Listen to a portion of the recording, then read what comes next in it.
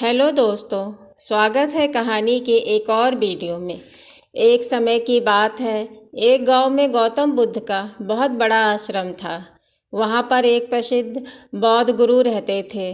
वहां पर उनका एक शिष्य था, उसका नाम था सदानंद, जो कि बहुत बोलता था। वो हर समय इधर उधर की बातें करता था। जब वह दान लेने के लिए जाता था तो हर घर से एक नई कहानी लेकर आता था और आश्रम के दूसरे शिष्यों को सुनाता था। वो हर समय एक शिष्य की दूसरे शिष्य से बुराई और चुगली करता रहता था और दूसरों के सामने अच्छा बनने का प्रयास करता रहता था। खुद के मुंह से ही खुद की तारीफ करता रहता था और हमेशा ही खुद को गुरु के सामने सबसे बुद्धिमान और उत्तम साबित करने का प्रयास करता रहता था। वो खुद को सभी शिष्यों से अलग और श्रेष्ठ मानता था। उसका कहना था कि मैं एक अमीर घर का बालक हूँ। अगर मैं चाहता तो एक आरामदायक और सुविधाओं से भरा जीवन जी सकता था, लेकिन मैं वह सब छोड़कर यहाँ आया क्योंकि मुझे सत्य की खोज करनी है, खुद को जानना है, जीवन को जानना है। इसलिए मेरा त्याग तुम सबसे बड़ा है। एक दिन गुरु ने आश्रम के सभी शिष्यों को बुलाकर कहा, आप सभी को अगले 1 महीने के लिए कोई संकल्प लेना है। इससे आपकी संकल्प शक्ति मजबूत होगी और आप में आत्मशक्ति आएगी। आप सभी अपने सामर्थ्य के अनुसार कोई भी संकल्प ले सकते हैं और यदि 1 महीने से पहले किसी का भी संकल्प टूट जाता है तो वह अपनी रोज की दिनचर्या में वापस आ जाएगा। सभी शिष्यों ने अपनी सामर्थ्य के अनुसार छोटे बड़े संकल्प लिए और गुरु को अपने अपने संकल्प के बारे में बोलकर वहाँ से चले गए। लेकिन सदानंद, जो खुद को सबसे अलग और बड़ा दिखाना चाहता था, वो सीधे गुरु की कुटिया में पहुँच गया और बोला, मैं कोई छोटा मोटा संकल्प नहीं लेना चाहता, बल्कि खुद के ही जैसा एक बड़ा और महान संकल्प लेना चाहता हूँ। कृपया आप ही बताएं मुझे क्या संकल्प लेना चाहिए। उसकी यह बात सुनकर गुरु मुस्कुराए और बोले, क्या तुम मेरे द्वारा दिए गए संकल्प को पूरा कर पाओगे? क्या तुम्हारे लिए उसे पूरा करना संभव होगा? शायद नहीं, वो तुम्हारे लिए संभव नहीं। इसलिए तुम खुद ही कोई संकल्प ढूंढो। सदानंद ने कहा, नहीं गुरुदेव, आप जो भी संकल्प मुझे देंगे मैं उसे पूरा करूँगा। गुरु ने कहा, ठीक है, तो तुम अगले 1 महीने तक चुप रहो, मुंह से एक शब्द भी नहीं निकालो। यही तुम्हारा संकल्प है। सदानंद ने कहा, गुरुदेव, यह भी कोई संकल्प है? यह तो बहुत ही आसान है। 1 महीने तक चुप ही रहना है। आप कोई बड़ा संकल्प दीजिए जो मेरी योग्यता के लायक हो, जिसे पूरा करने में मुझे समस्या हो। गुरु ने कहा, पहले तुम यही संकल्प तो पूरा करके दिखाओ। सदानंद ने गुरु की बात मान ली और वह इस समय से चुप हो गया और पलटकर कुटिया से बाहर चला गया। पहले उसे चुप रहना बहुत आसान लग रहा था। उसने एक दिन तो जैसे तैसे चुप रहकर काट लिया, लेकिन दूसरे दिन से उसके मन में ना बोलने का बोझ बढ़ने लगा। तीसरे दिन उसे भारीपन महसूस होने लगा और चौथे दिन उसके अंदर एक अजीब सी बेचैनी होने लगी, क्योंकि आसपास आश्रम के सभी शिष्य एक दूसरे से बातें कर रहे थे। यह देख वो पूरा दिन उदास रहा। इसी तरह कुछ दिन और बीते और सदानंद बीमार पड़ गया। उसका सर फटा जा रहा था। उसका खाने पीने तक का मन नहीं कर रहा था। वो सिर्फ बोलना चाहता था। वह गुरु के पास गया और उनके सामने बैठकर लिखकर उन्हें बताया, गुरुदेव, मैं बोलना चाहता हूँ, मेरा दम घुट रहा है, मैं अंदर ही अंदर पागल हुआ जा रहा हूँ, मैं क्या करूँ? क्या मैं संकल्प तोड़ दूँ? यह पढ़कर गुरु मुस्कुराए और बोले, संकल्प तोड़ने के लिए ही होते हैं, लेकिन जो अपने संकल्प को पूरा कर लेता है वही अपनी आंतरिक शक्ति को बढ़ाता है, और जो अपनी आंतरिक शक्ति को बढ़ाता है वो समाज का कल्याण करता है। संकल्प का लेना भी तुम्हारे हाथ में था और इसे तोड़ना भी तुम्हारे ही हाथ में है। तुम्हारे बहुत से भाई अपने संकल्प को तोड़कर अपनी पुरानी दिनचर्या पर वापस आ चुके हैं, लेकिन याद रहे, अगर आज तुम इस छोटे से संकल्प को नहीं संभाल पा रहे हो तो तुम अपनी बाकी की पूरी ज़िंदगी को कैसे संभाल सकोगे। बाकी जो तुम्हें उचित लगे वे निर्णय तुम ले सकते हो। गुरु की यह बात सदानंद के दिल में चोट कर गई। वो बिना कुछ बोले वहाँ से वापस चला गया और खुद को अपनी कुटिया में बंद कर लिया। वह केवल अपने ज़रूरी कामों के लिए ही कुटिया से बाहर निकलता था, बाकी सारे समय कुटिया के अंदर ही बैठा रहता। 15 दिन बीत चुके थे। आश्रम के लगभग सभी शिष्यों का संकल्प अब तक टूट चुका था, लेकिन उसका संकल्प अभी भी जारी था। संकल्प लेने के बाद से अब तक उसने एक शब्द भी नहीं बोला था। सारा आश्रम हैरान था कि इतना बोलने वाला इंसान चुप कैसे हो गया।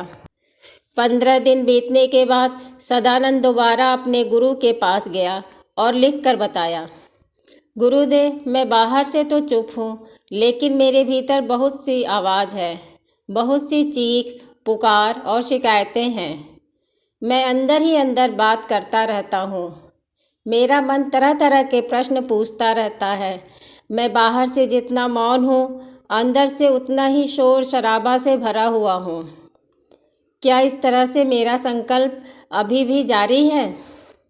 गुरु ने कहा, तुम्हारा संकल्प अभी भी जारी है, लेकिन जब तक लोगों की आवाज़ तुम्हारे कानों में गूंजती रहेगी, तुम्हारा मन बोलता रहेगा, क्योंकि इसे तो आदत है बोलने की।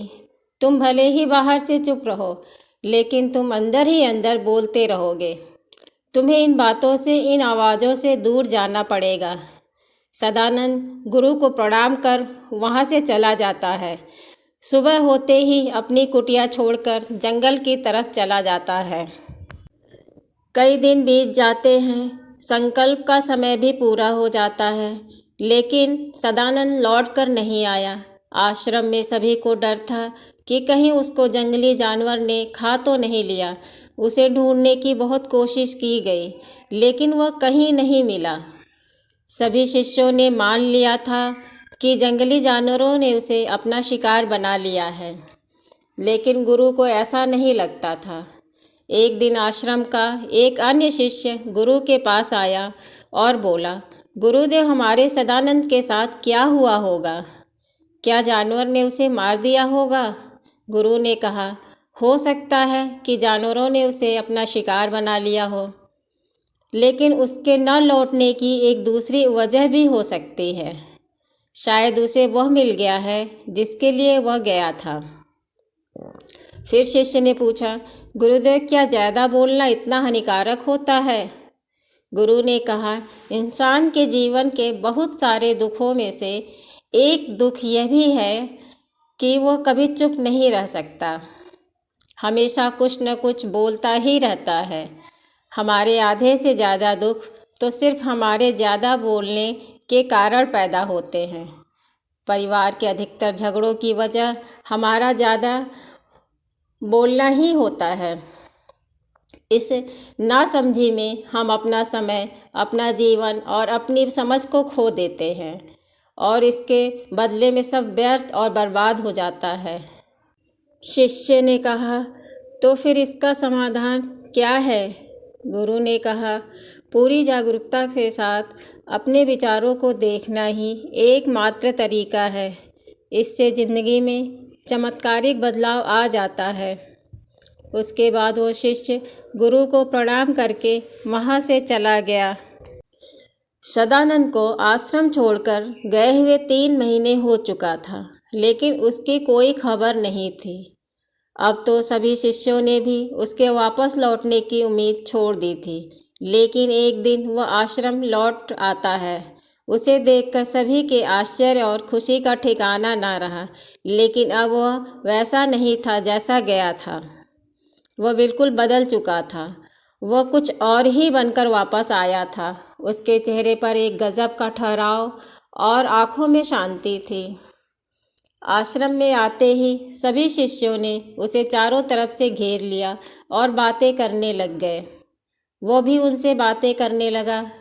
उससे बातें करने वाले सभी ने अनुभव किया कि वह अब पहले जैसा उतावला और बातूनी नहीं रह गया था। उसके मुंह से एक एक शब्द बहुत ही सरल और मधुरता के साथ निकल रहे थे।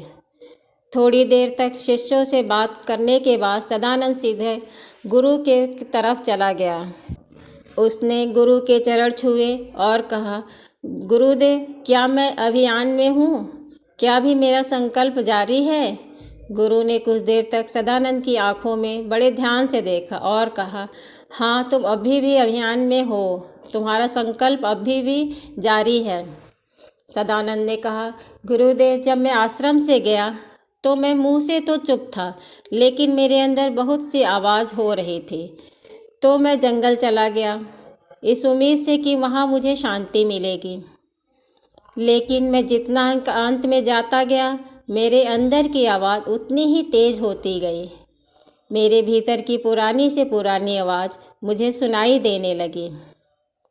तब जाकर मैंने महसूस किया कि मैं कितना गलत कर रहा था।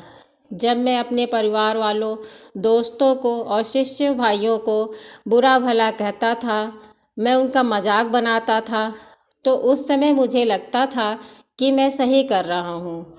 लेकिन उस दिन मैंने पहली बार महसूस किया कि मैं कितना गलत बोलता था। काफ़ी दिनों तक ये सारे शोर और शिकायतें मेरे अंदर चलती रही, लेकिन धीरे धीरे करके एक दिन यह सारी आवाज़ मेरे अंदर से समाप्त हो गई। अब मैं भीतर से भी मौन हो गया। उस घने जंगल में कोई बोलने वाला था नहीं और भीतर कोई आवाज़ बची ही नहीं थी। और मैंने उस दिन पहली बार मौन का सही अर्थ समझा। मेरे चारों तरफ बहुत शांति थी, हालांकि अभी भी कुछ आवाज़ें आ रही थीं जो पहले भी आती थी, लेकिन मैं उन्हें सुन नहीं पाता था। पर अब वह सभी आवाज़ मुझे स्पष्ट रूप से सुनाई दे रही थी। वे थी हवा के चलने की आवाज़, चिड़ियों के चहकने की आवाज़ और पानी के बहने की आवाज़। यह सभी आवाज़ मैंने पहली बार पूरे ध्यानपूर्वक सुनी।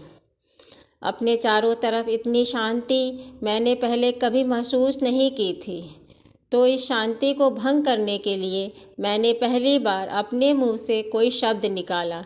मैं चिल्लाया, हे ईश्वर, यह कैसी शांति है? सभी कुछ इतना शांत क्यों है? लेकिन मेरे चिल्लाने के बाद भी शांति भंग नहीं हुई। सब कुछ पहले जितना ही शांत था, बाहर भी और भीतर भी। गुरु ने कहा, सदानंद, जब तक हम बाहर की तरफ बोलते रहेंगे, भीतर से अशांत रहेंगे, लेकिन जिस दिन हम भीतर की तरफ मुड़ जाएंगे, तब हमारे मुंह से कुछ भी निकलेगा, हम शांत रहेंगे। दुनिया में जितनी भी बुराइयां हैं, ज़्यादातर हमारे बोलने से ही उत्पन्न होती हैं। हमारी सारी ऊर्जा व्यर्थ के बोलने में बर्बाद होती रहती है। ऐसे में लोगों का जीवन दुखों से भर जाता है। इसलिए हमें सिर्फ उतना ही बोलना चाहिए जितना ज़रूरी हो, क्योंकि व्यर्थ का बोलना ऊर्जा को नष्ट करना है और यह बोलना ही हमें कभी अपने भीतर की ओर लौटने नहीं देता है। लेकिन अगर अपने आप को भीतर के संसार की ओर मोड़ना है तो इस मुंह को बंद ही रखना चाहिए। इसलिए जितने भी लोग आत्मज्ञानी हुए वह सभी एकांत की ओर गए, ताकि उन्हें ज़्यादा न बोलना पड़े, ज़्यादा न सुनना पड़े। वह एकांत में रहें और शांत रहें, इसलिए वह आसानी से भीतर की यात्रा कर पाए। लेकिन अगर कोई चाहे तो इस संसार में रहकर भी एकांत में रह सकता है, शांत रह सकता है, लेकिन इसके लिए उन्हें अपनी ऊर्जा बचानी होगी, जिसे वह अब तक अपने व्यर्थ के शब्दों में बर्बाद कर रहे हैं।